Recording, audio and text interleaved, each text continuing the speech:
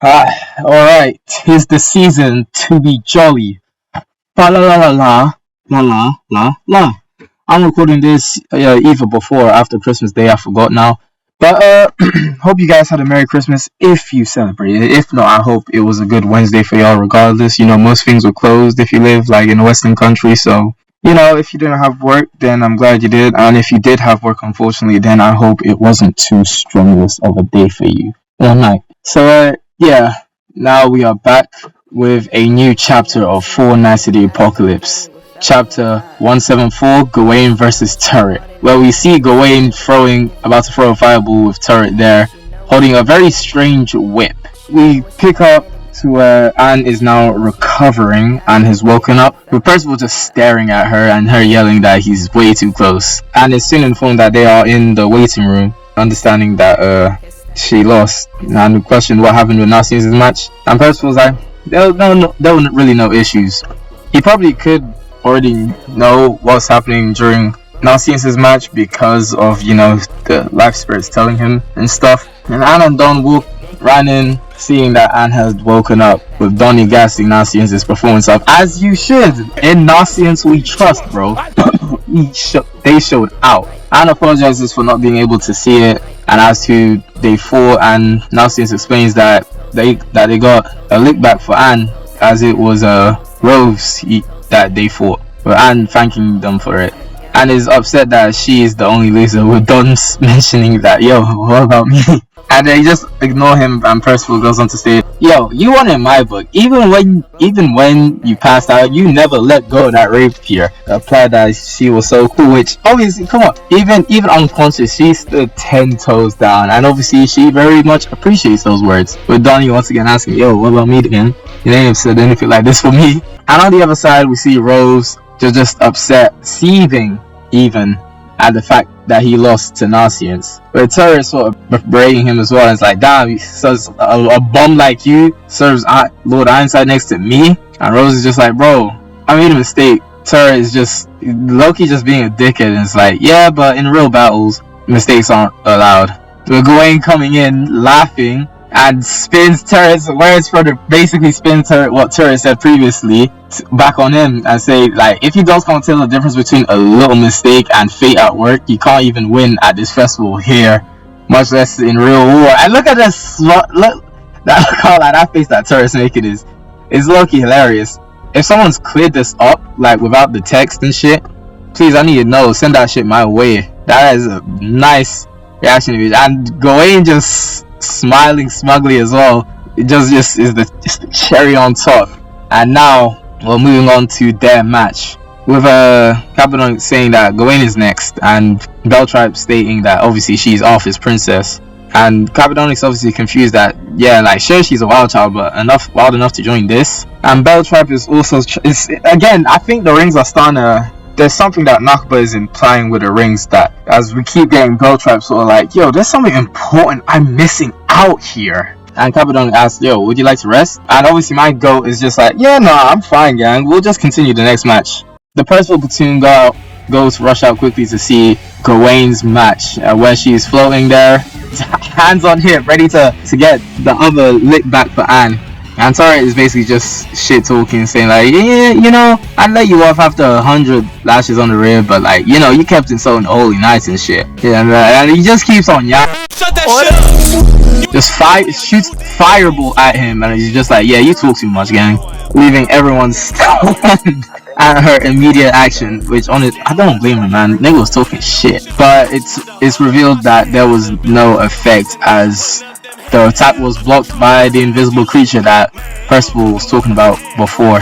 Turret calls out the name of the creature, Salvan, and suddenly Gawain is hit up into the air, or was about to, but she dodges it. Dodging an invisible creature is insane work, and analyzes that, yo, so it blocked my fireball just now, huh? That's crazy. And it's just like, yeah, it might be invisible, but while I'm up here, you can't really do shit. Only to be proven wrong with the beast jumping up at her and yeeting her back down, leaving everyone worried about her. But she catches herself right before she hits the ground. Elegant, man, as always. And so Gawain makes the current observations about the creature that she's currently made.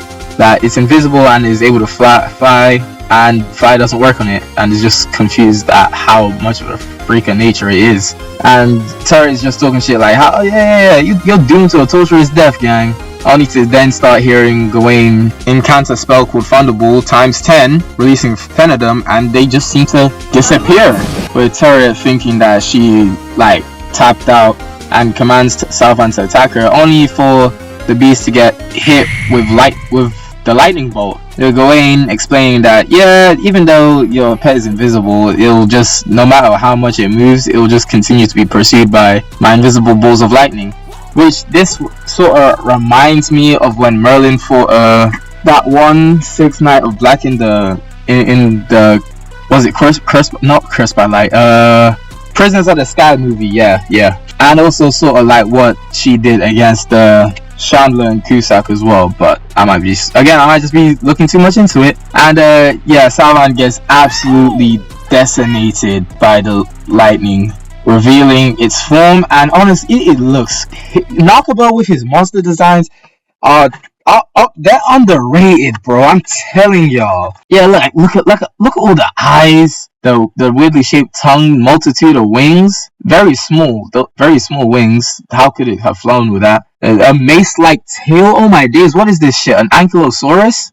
And obviously the paws on the end of its legs. So it seems to have been bipedal in some regards, because when we saw it when it was invisible, we just saw the footprints shaped like that. My guess is it's a bipedal creature of some kind. And Gawain goes on to say that, like, only a purgatory beast would be able to fly, have invisibility, and have fire resistance. So, concluding that it would be strong against both fire and ice, she tried electricity, and it did the trick, with everyone watching out. Even that nigga Bong, look how cool he looks, bro. And Hauser goes on to say that Gawain is a bit of a wild child. And Gawain goes on to taunt Torre, saying that, if a pet acts out of line, it's the master who has to atone for it. And it's just like, prepare for a major beatdown. And Torre goes on to state, reaches behind, puts his whip back, and picks up the flute on his waist. And it's just like, you think I only had one, nigga? Nah. My magic lets me call purgatory creatures from Rose's rift to do my bidding, and it's called adjustment. And Torre goes on to basically call Gawain a would-be sorcerer, and said that, like, you would have died without a mark on your cute little face. And now someone's a whole plethora of different monsters. We seen that and proclaims that there won't even be bones left for them to pick up after everything's said and done. Now the cricket, we've seen the cricket before in OG 7 Deadly Sins. Even if you play Grand Cross, I'm pretty sure, like, when you're doing the Meliodas and Bomb Purgatory levels, you sort of fight them niggas as well. Now we got this very strange monkey as well, with multiple arms just twisting around itself, and some other sort of octopus crab like creature with multitude of arms spewing out of it instead of tentacles.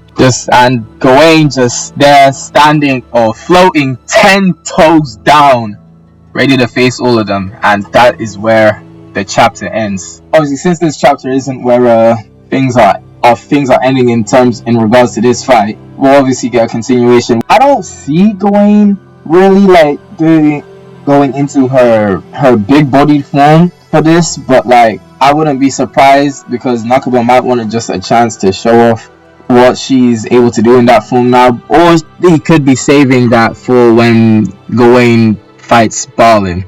I don't think Terra's gonna win this match. Now, Gawain, obviously, she has a plethora of different magic to her advantage, and Purgatory Beasts have a high resistance to both ice and fire. Whether that extends to her Sunshine ability as well, or Dawn ability, we do not know yet. So we'll see in regards to that in 2 weeks time, because there's a break next week. It's nice to get a little explanation on what Southland was and Turret's ability as well. Being able to control purgatory creatures is not a small thing at all. It's quite impressive, and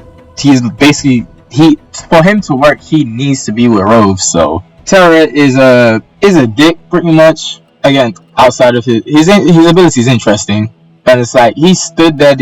He basically works like any other sort of summoner type of fighter. He's not like Lopo Bia Tromere. He's got a multitude of creatures, sure, but he's not like that nigga. So yeah, whether he'll actually fight in tandem with his monsters as well, that would be interesting to see. If not at this point, then it could be something that happens in the future if he gets a better handle of his ability of readjustment. There isn't really much else for me to say, I think. But yeah, regardless of that, I don't believe Gawain is losing this match still, and she's going to show out regardless. I don't think she'll do too much because, let's be frank on Lampard, ever since Pellegard whooped her ass that one time, she has been low-key a really high IQ fighter. But, I mean, not Lancelot levels, but that's, that Lancelot's Lancelot, so we can't say too much. Obviously, a couple panels on my glorious King Belstripe. Can't complain about that much. And, yeah, that's all I have to say about this chapter. Again, I hope, for those who celebrate, I hope you had a good Christmas. I hope you enjoyed yourselves. And obviously, we're pressing into the new year. I will have a vid up, like the last vid. This will be the second to last video, hopefully, if things go well. If not the last vid of the year. But I will have a video sometime up on the 31st for the last video of the year. And yeah, again, like I said, there's no chapter next week. It's on break. I didn't even expect a chapter this week, but this sort of surprised me. Not complaining, and yeah. Until then, see you guys. Take care.